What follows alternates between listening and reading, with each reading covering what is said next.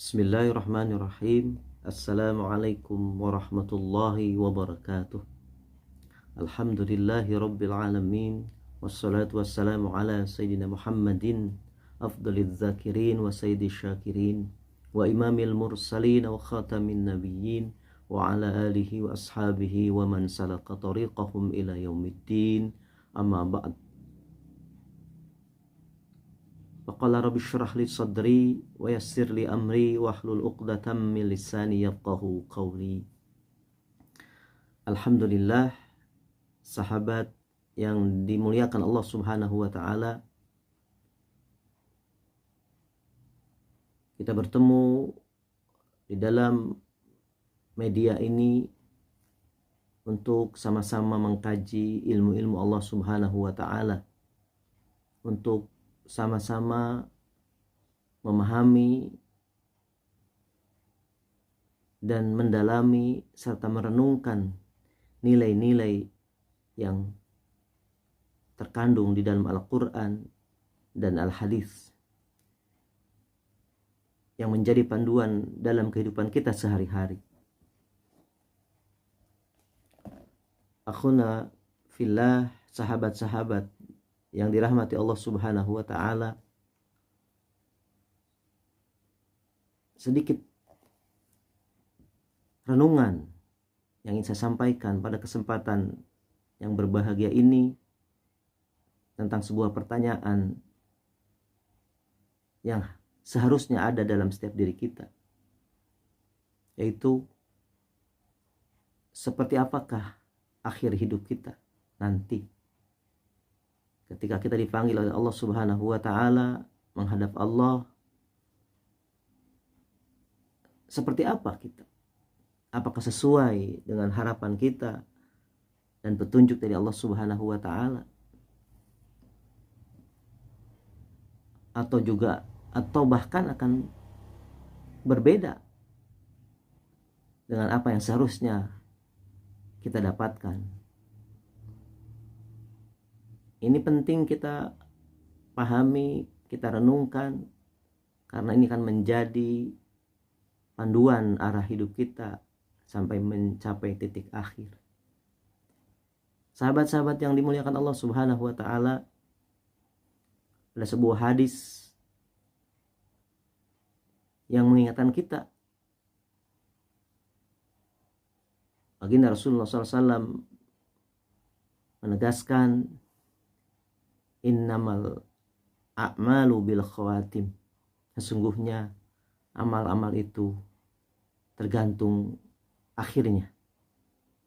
Demikian juga dengan hidup kita, maka tergantung dengan seperti apa akhirnya. Tentu saja ini berkaitan dengan saat ini yang kita rasakan, kita jalani, bahwa kita tidak akan mendapatkan akhir yang terbaik bila kita tidak mengawalinya dan tidak melakukan proses-proses yang sesuai dengan yang seharusnya kita lakukan, yang sudah Allah pandukan di dalam Al-Quran, Rasul contohkan di dalam hadis-hadis beliau.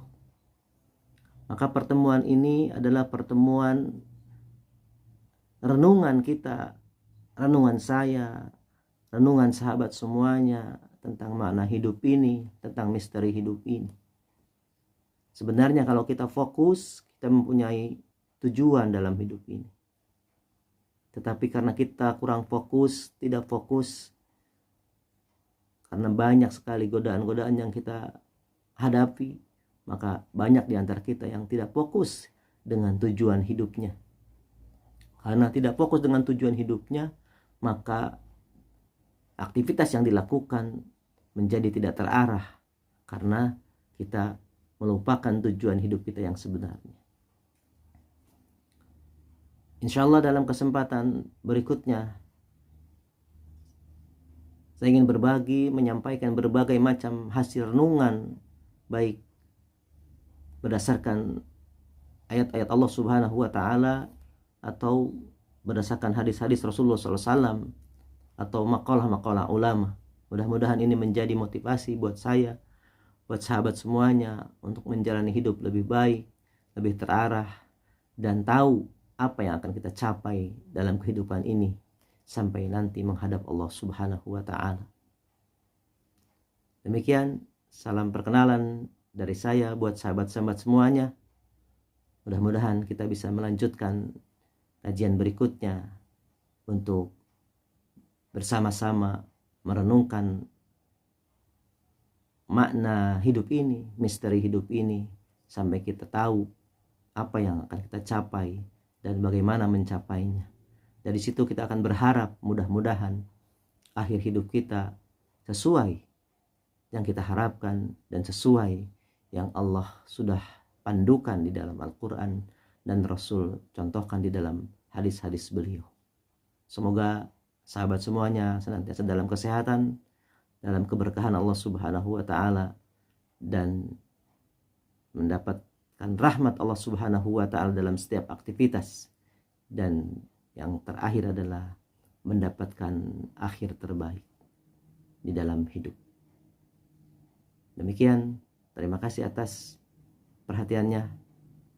Sampai bertemu kembali di pertemuan perdana berikutnya untuk kajian renungan makna hidup kita, misteri hidup kita, sehingga kita akan mendapatkan satu kesimpulan dan satu langkah seperti apa kita menjalani hidup ini.